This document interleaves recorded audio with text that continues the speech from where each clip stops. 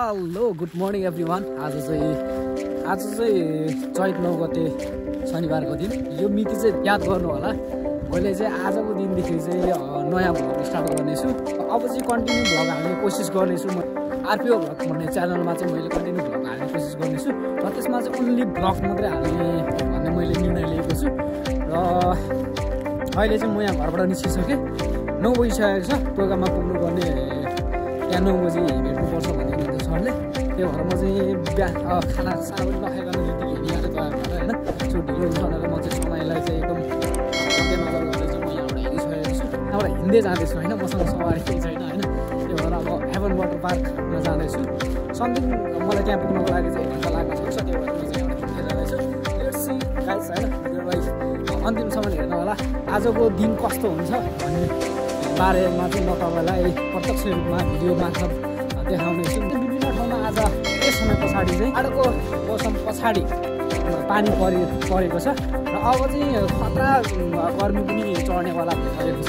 किन भन्दाखेरि पानी परे पछाडि चाहिँ खत्रै गर्मी हुन्छ नि त। त्यो भएर आज धेरै ठाउँमा पानी परिरहेको छ र अहिले चाहिँ पानी रोकिएको छ। बिहान उठ्दाखेरि चाहिँ धुम्म परेको थियो होइन, पानी झ्याप्पा पऱ्यो हो। अब त म प्रोग्राम एटेन्ड गर्नु टेन्सन पनि भएन। त्यो भएर एकछिन पानी पनि रोक्यो र अहिले चाहिँ म तयार भएर हिँड्नु पनि सकेँ। म यहाँदेखि घरबाट हिँडिसकेँ। सियो होइन, बेलुका भेटौँ। अहिले चाहिँ म यहाँ चिराई होटलमा आइसकेको छु। यहाँबाट पार्टी प्लेस रहेको छ। यो चाहिँ हेभन वाटर पार्कको नजिकैको रहेको चिराई होटलमा पार्टी प्लेस रहेको छ। आज एउटा भव्य प्रोग्राम भइरहेको छ होइन। यहाँ आइसकेको छु म चाहिँ। प्रोग्रामको सुरुवात पनि भइसकेको छ।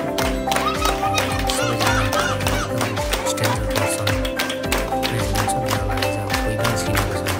खाना सरहरू एकदमै एक्साइटेड भएर बसिरहेको छु र एकदमै कस्तो लागिरहेको छ। यत्रोजनाको भिडमा कोही चिनेको छैन होइन। ठिकै छ। लेट्स सी आजको प्रोग्राम चाहिँ वान अफ द बेस्ट भइरहेको छ यस्तो विचारबाट होइन।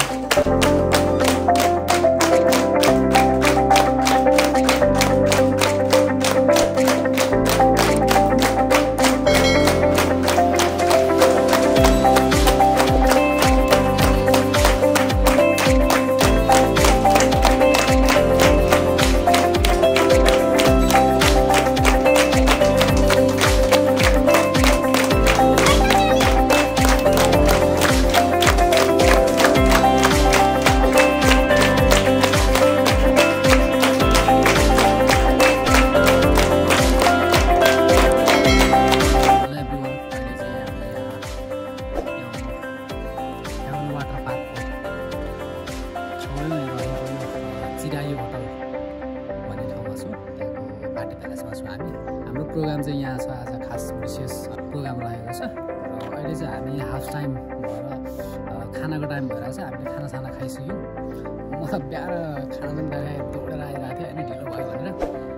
अहिले चाहिँ यहाँ एक सेसन सकेर चाहिँ अहिले खानाको ब्रेक भएर चाहिँ खानासाना खाँदै हुनुहुन्छ। भित्र अरू सरहरूले खाँदै हुनुहुन्छ र मैले चाहिँ खाइसकेँ। आजको दिन चाहिँ खास रहेको छ। केही कुराहरू सिक्न पाइरहेको छु र एकदम विशेष रहेको छ आजको दिन चाहिँ होइन। सो म चाहिँ एकदम लकी फिल गर्छु आजको दिनमा चाहिँ यो कुराहरू मैले सिक्न पाउँदा जान्न पाउँदाखेरि चाहिँ। आजको विषयमा कुरा गर्नुपर्दा चाहिँ आजको चाहिँ बेस्ट केही कुराहरू सिक्न पाइयो, त्यही नै खुसी लाग्यो होइन। अब वास्तवमा भन्नुपर्दाखेरि चाहिँ हामीले कसैको नोकर गरेर कहिले पनि आफ्नो लक्ष्यहरू चाहिँ पुरा गर्न सकिँदैन। लक्ष्य पुरा गर्नको लागि चाहिँ हामीले बिजनेसै गर्नुपर्छ। बिजनेस कस्तो खालको बिजनेस भन्दाखेरि चाहिँ हामीलाई आफै एउटा ओनर भएर काम गर्ने, लिडरसिप भएर चाहिँ पैसा कमाउने माध्यम गर्नु पऱ्यो। त्यसको लागि चाहिँ कुनै पनि बिजनेस गर्दा हुन्छ, जस्तो बिजनेस गर्दा पनि हुन्छ।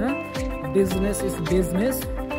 जब भनेको चाहिँ एउटा कस्तो त भन्दाखेरि एउटा आवश्यकता पुरा गर्न मात्रै हो जब भनेको चाहिँ होइन। आजको दिनमा यत्रो वर्ष भइसक्यो मैले हरेक ठाउँमा गएर काम गरेँ होइन, जब गरेँ भनौँ न। तर पनि आजसम्म एउटा पनि केही प्रगति छैन। कारण के त भन्दाखेरि चाहिँ त्यसमा चाहिँ लिमिट इन्कम थियो क्या होइन, एक्टिभ इन्कम थियो। त्यसमा अब हामी काम गरे आउने, काम नगरे नआउने।